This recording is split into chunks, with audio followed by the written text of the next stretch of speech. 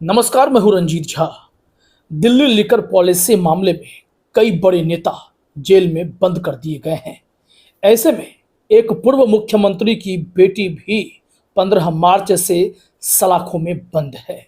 के कविता, इनके मामले में एक सप्लीमेंट्री चार्जशीट सीबीआई ने दायर की। और ऐसे में यहां हुआ क्या कि सीबीआई के तरफ से जो सॉलिसिटर जनरल तुषार मेहता ने सुप्रीम कोर्ट में बयान दिया था, उससे उन्होंने यू टर्न ले लिया है। मतलब एक और जहां अरविंद केजरीवाल, मनीष सिसोदिया समेत आम आदमी पार्टी के कई बड़े नेता दिल्ली लिकर पॉलिसी मामले में सलाखों के पीछे डाल दिए गए हैं, तो दूसरी तरफ के कविता को भी साउथ ग्रुप का सरगना बताकर उन्हें भी गिरफ्तार कर लिया। पहले उन्हें ईडी ने गिरफ्तार किया, ठीक उसके एक महीने बाद अप्रैल महीने में जाकर सीबीआई ने भी दस्तक दे दी। क्योंकि एक महीने के बाद जब केस कमजोर पड़ता, किसी भी जांच एजेंसी को दिखाई पड़ता है, तो वो अपने सहयोगी को बुला लेते हैं। जैसे अरविंद केजरीवाल का केस ईडी के हाथ से छूट रहा था, तो सीबीआई की लास्ट मिनट एंट्री कराई गई ताकि केजरीवाल को लंबे समय तक सलाखों के पीछे रख लिया जाए।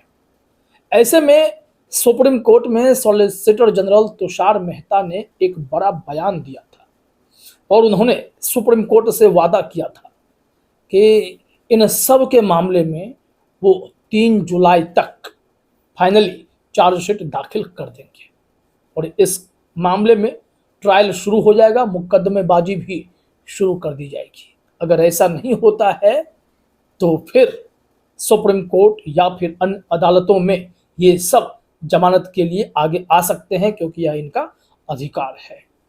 अब सीबीआई के तरफ से सॉलिसिटर जनरल तुषार मेहता ने जो बयान दिया, उससे पलटी मारने की कोशिशें शुरू हो गई हैं। हालांकि जो ईडी है या फिर सीबीआई है, इन लोगों ने जिस तरीके से केस को फ्रेम करने की पूरी तरीके से कोशिश की है कि सबको पकड़ कर रखें, इस मामले में इनका शिकंजा कमजोर होता जा रहा है। क्योंकि खुद इन लोगों ने कहा है कि हमारे पास बयानों का जखीरा है और बयानों के आधार पर ही हम यह मान सकते हैं कि ये लोग सब दोषी हैं। लेकिन बयानों के आधार पर या फिर सबूतों के आधार पर कैसे तय होगा लिकर पॉलिसी स्कैम है क्या? ये एक बड़ा मामला है।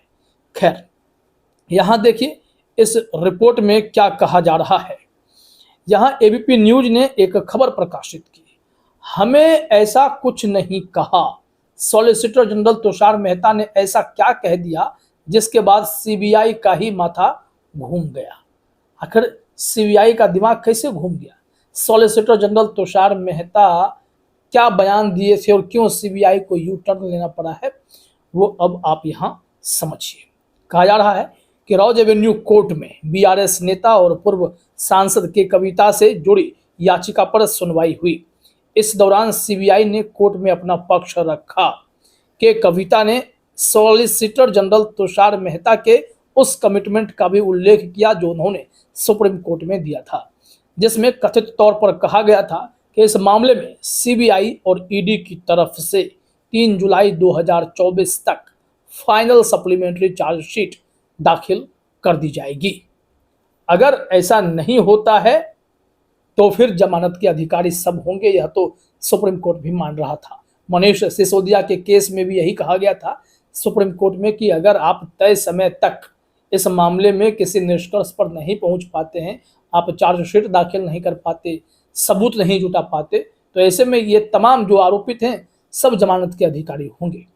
मनीष सिसोदिया इस मामले में फिर से अपनी जमानत याचिका रिवाइव कराने के लिए अभिषेक मनु सिंघवी के जरिए सुप्रीम कोर्ट पहुंच चुके हैं। सीजेआई डी वाई चंद्रचूड़ ने कहा कि मेल भेज दीजिएगा, हम इस मामले पर सुनवाई करेंगे। खैर, यहां क्या हुआ है कि सीबीआई अब पलटी मार रही है। सीबीआई ने कहा है कि सॉलिसिटर जनरल तुषार मेहता ने ऐसा कुछ कहा था, हमें पता नहीं है।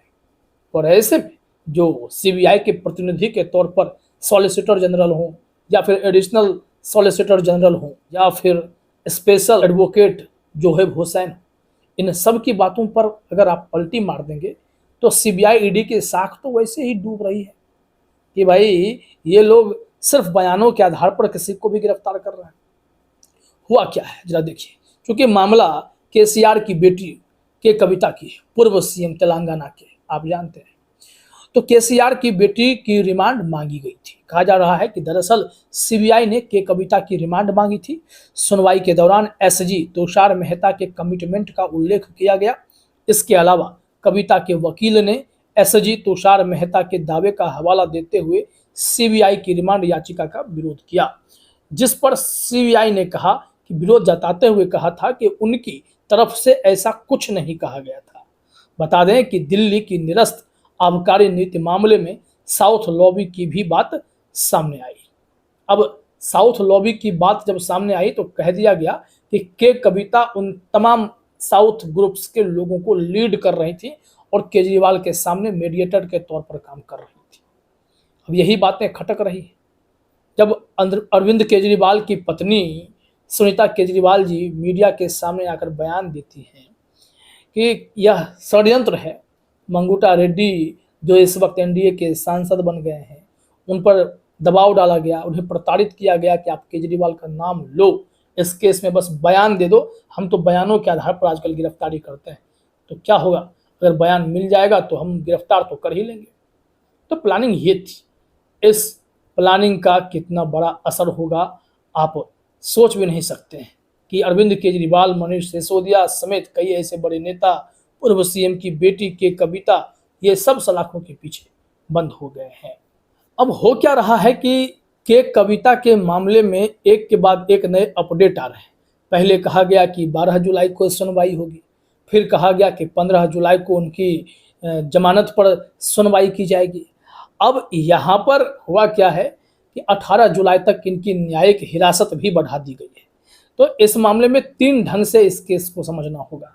कहा जा रहा है कि दिल्ली एक्साइज पॉलिसी केस में बीआरएस नेता के कविता को झटका लगा है। राउज एवेन्यू कोर्ट ने उनकी न्यायिक हिरासत बढ़ा दी है। कोर्ट ने उनकी न्यायिक हिरासत 18 जुलाई तक बढ़ा दी है। अदालत के इस फैसले के बाद वो तिहाड़ जेल में ही रहेंगी। दिल्ली एक्साइज पॉलिसी केस में सीबीआई ने 11 अप्रैल को कविता को गिरफ्तार किया था। उससे पहले ईडी ने गिरफ्तार किया था। एक्साइज पॉलिसी से जुड़े ईडी के पीएमएलए केस में के कविता पहले से ही न्यायिक हिरासत में है। वो तेलंगाना के पूर्व मुख्यमंत्री के चंद्रशेखर राव की बेटी हैं। ये अपडेट अपने आप में बहुत बड़ा है कि कहां कहां कैसे कैसे साधा गया है। यह खेल बहुत गहरा है। ना जाने सत्ता पक्ष को ऐसे नेताओं को सलाखों के पीछे भेजकर क्या मिलता है। इन पर आरोप लगाया गया कि ये मीडिएटर हैं। अब मीडिएटर हैं तो इन पर पीएमएलए का केस बन गया, सीबीआई ने एंट्री मार ली, तमाम तरीके से घुमाने की कोशिश हो रही है। यहाँ अमर उजाला की रिपोर्ट कहती है कि बीआरएस नेता के कविता के खिलाफ जो आरोप पत्र दायर हुआ है, यानी कि सप्लीमेंट्री चार्जशीट दायर होने की जो बात हुई आज, तो अरविंद केजरीवाल के मामले में भी और आम आदमी पार्टी के मामले में भी ईडी ने सप्लीमेंट्री चार्जशीट दायर कर दी है। अब के कविता के मामले में भी दायर की गई, जिसमें कहा जा रहा है कि 15 जुलाई को अदालत फैसला सुनाने जा रहा है। यहाँ क्या कहा गया है जरा देखिए कि राउज एवेन्यू कोर्ट ने आबकारी नीति मामले में बीआरएस नेता के कविता के खिलाफ दायर सीबीआई की चार्जशीट पर संज्ञान लेने के मसले पर सोमवार को आदेश सुरक्षित रख लिया। विशेष न्यायाधीश कावेरी बाबेजा ने सीबीआई के विशेष लोक अभियोजक एसपीपी की दलीलें सुनने के बाद आदेश सुरक्षित रख लिया। कोर्ट ने कहा कि वह 15 जुलाई को फैसला सुनाएगा। जो विशेष लोक अभियोजक हैं वो प्रोसिक्यूशन की जो बात हम लोग कहते हैं एसपीपी, उन्होंने कहा कि अपराध का संज्ञान पहले ही लिया जा चुका है। आबकारी नीति में साउथ ग्रुप का प्रभाव था। समूह के सभी प्रमुख व्यक्ति कविता के आदेश के तहत काम करते थे।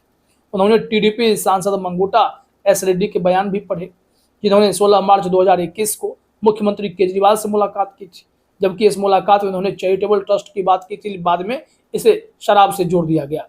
अब उनके बेटे राघव मंगूटा ने पुष्टि की। राघव मंगूटा चुनाव प्रचारक बन गए, उन्हें अप्रूवर बनाकर जेल से बाहर निकाल दिया गया।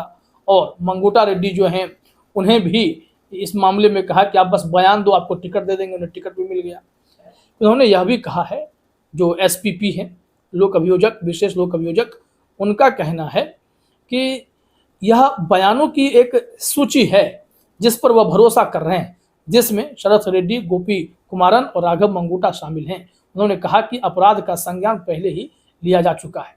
इनके कहने का मतलब यह है कि बयानों के आधार पर ही के कविता को भी वो लंबे समय तक सलाखों के पीछे रखना चाहते हैं, जिसको लेकर हर कोई आपत्ति जता रहा है। अभिषेक मनु सिंघवी ने भी कहा था कि भाई जब सबूत आप हवा में आप बनाए हुए हो, आपके पास दिखाने के लिए साक्ष्य नहीं है, तो बयानों के आधार पर कब तक किसे कितने दिनों तक सलाखों के पीछे रखेंगे। तो सीबीआई ईडी वाले कहते हैं कि बयान तो है, सबूत ढूंढ लेंगे, बस इन लोगों को जेल से बाहर नहीं निकलने दीजिए। बाहर निकलेंगे तो बयान के आधार पर जो सबूत हम गढ़ना चाहते हैं उस सबूत में ये छेड़छाड़ कर देंगे। भाई कुछ है ही नहीं आपके पास, तो क्यों परेशान कर रहे हो। बयानों के आधार पर यह अब कार्रवाई चला करेंगी। जांच एजेंसियों को फटकार खाने की आदत हो गई है क्या। अब हेमंत सोरेन से भी चिढ़े हैं तो पहुंच गए सुप्रीम कोर्ट में याचिका लगा बैठे, और अभी के कविता के पीछे पड़े, अरविंद केजरीवाल के पीछे पड़े, मनीष सिसोदिया के पीछे पड़े। साबित किसी के बारे में कुछ नहीं करना है, लेकिन केस को इस तरीके से खींचना है कि जितना सियासी नुकसान इन लोगों का हो जाए वो होने दिया जाए। लेकिन इन सबसे परे निकलकर अरविंद केजरीवाल के कविता, मनीष सिसोदिया जैसे नेता बाहर आएंगे, ऐसी उम्मीद उनके समर्थक या फिर जो न्याय पसंद लोग हैं वो कर रहे हैं। तो इंतजार कीजिए हाई कोर्ट या सुप्रीम कोर्ट कौन देता है इन लोगों को बड़ी राहत, क्योंकि ट्रायल कोर्ट से उम्मीदें ना के बराबर हैं। फिलहाल इस वीडियो में इतना ही। आप सभी का हमसे जुड़ने के लिए बहुत बहुत धन्यवाद।